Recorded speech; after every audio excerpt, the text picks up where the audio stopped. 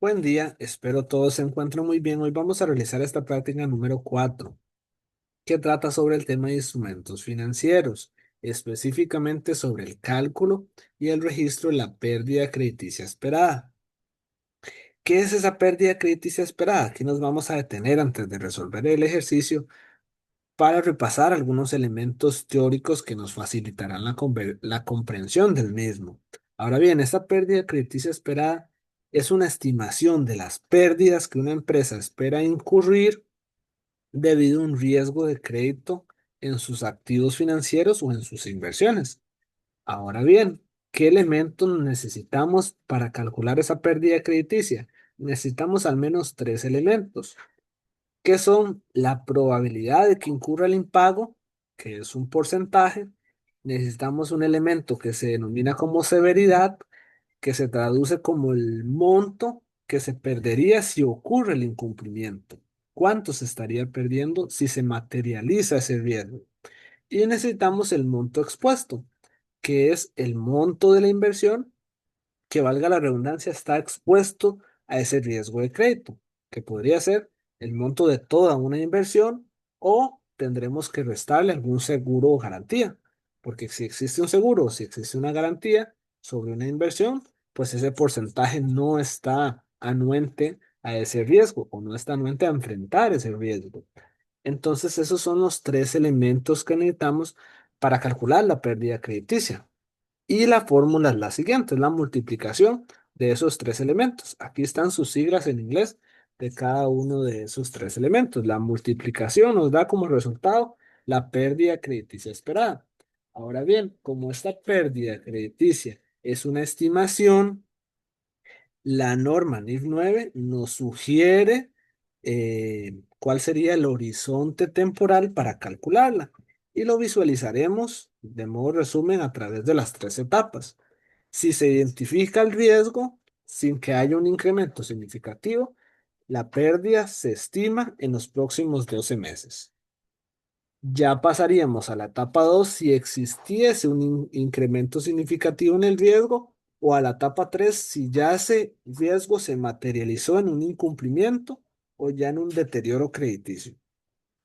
Entonces, dependiendo de lo que nos mencionen en un escenario de una práctica, tendremos que calcular esa pérdida crediticia según el horizonte temporal que determinamos a través del análisis de la NIF 9.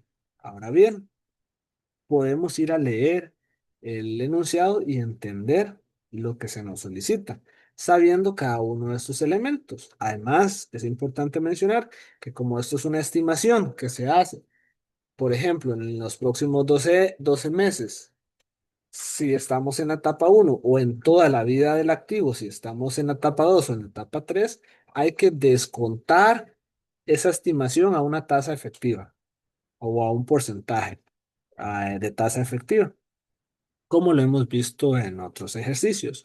Ahora bien, conociendo y entendiendo estos elementos, vamos a leer el ejercicio. Nos mencionan que el 15 de marzo de 2020, la empresa Bienes Raíces realizó una inversión en bonos emitidos por el gobierno de Costa Rica. Entonces adquirieron una inversión.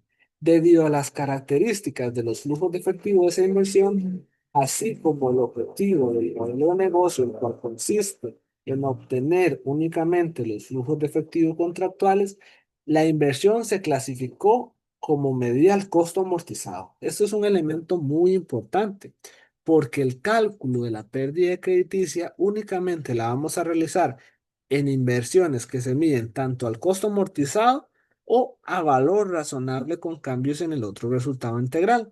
Entonces, como estamos ante una inversión al costo amortizado, sí podemos calcular la pérdida crediticia. Ahora bien, continuamos. Se nos menciona que el Departamento de Gestión de Riesgos señala que, aunque no se ha dado un incremento significativo en el nivel de riesgo de crédito de esa inversión, es necesario calcular la pérdida de crédito esperada.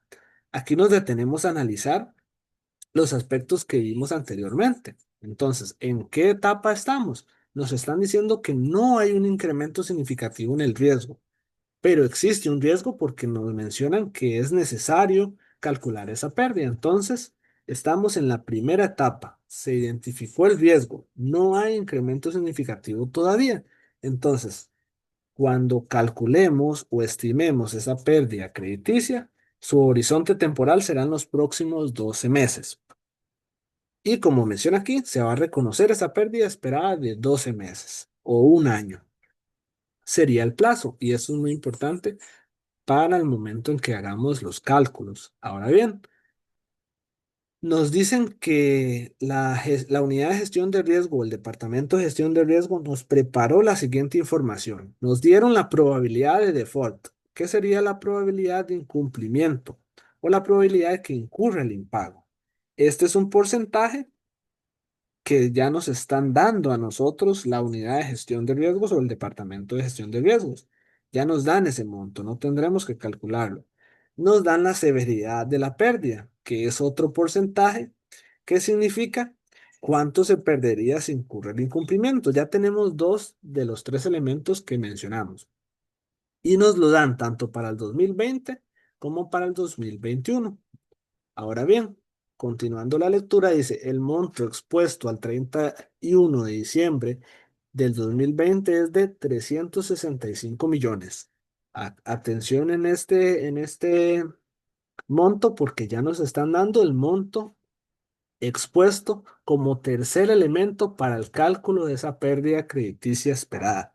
Entonces ya tenemos los tres elementos y multiplicándolos, pues podríamos saber cuál es el monto de esa pérdida crediticia esperada.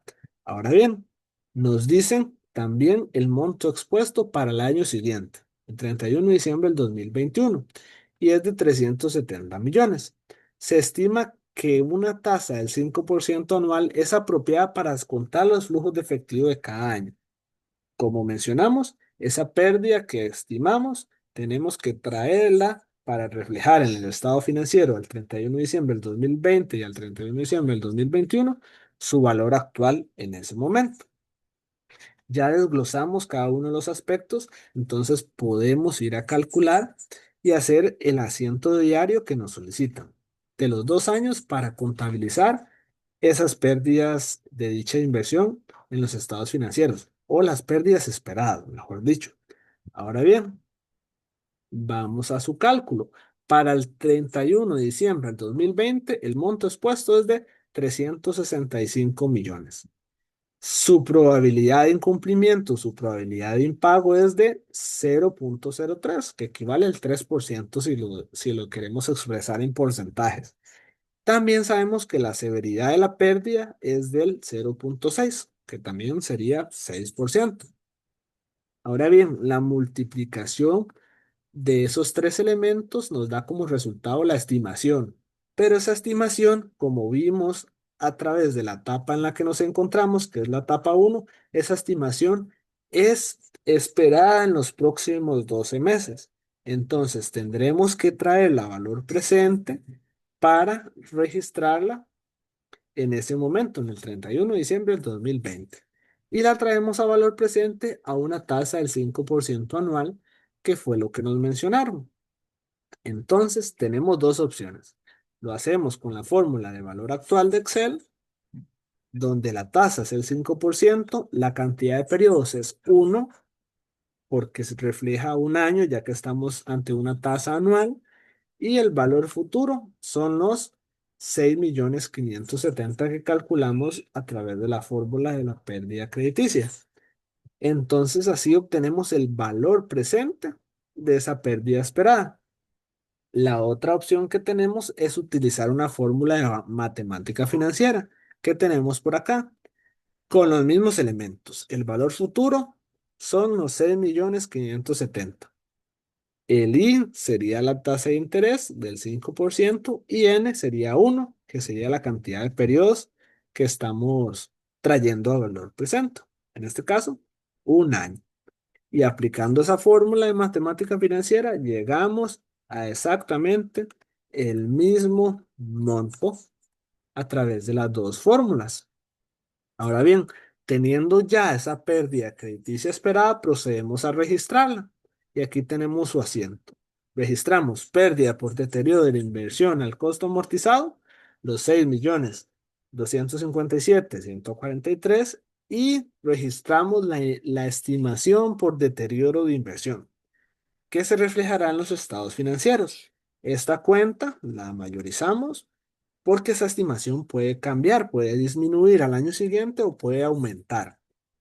Entonces, este sería el saldo que tiene esa estimación al 31 de diciembre del 2020. Ahora bien, ¿qué nos indican a continuación?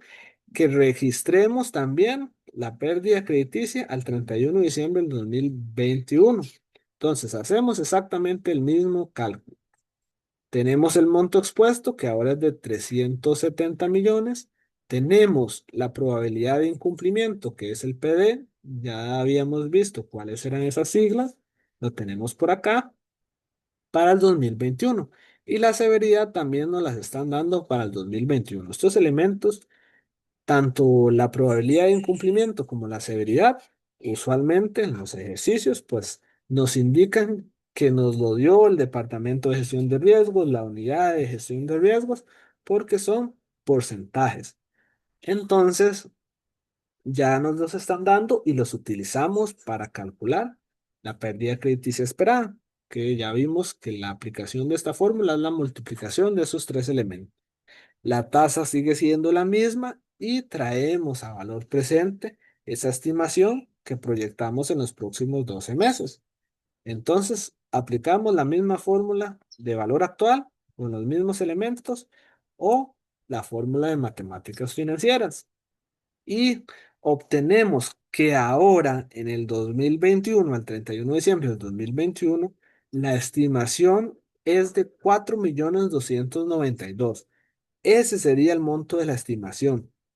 Y aquí hay que tener mucho cuidado porque en el asiento no registramos la estimación por este monto, sino tenemos que analizar si la estimación está aumentando con respecto al año pasado o está disminuyendo con respecto al año anterior.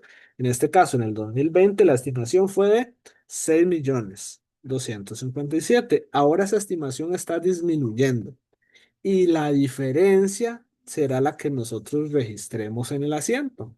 Entonces, al 31 de diciembre del 2021 tenemos que disminuir la estimación por la diferencia de esos dos años.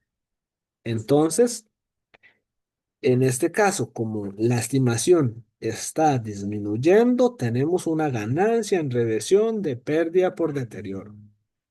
Ahora bien, si queremos ver esto en su cuenta T o en su mayorización, al registrar el asiento el 31 de diciembre del 2021, la estimación tiene que quedar con un saldo de 4.292.000, que fue el monto que calculamos de la pérdida crediticia esperada.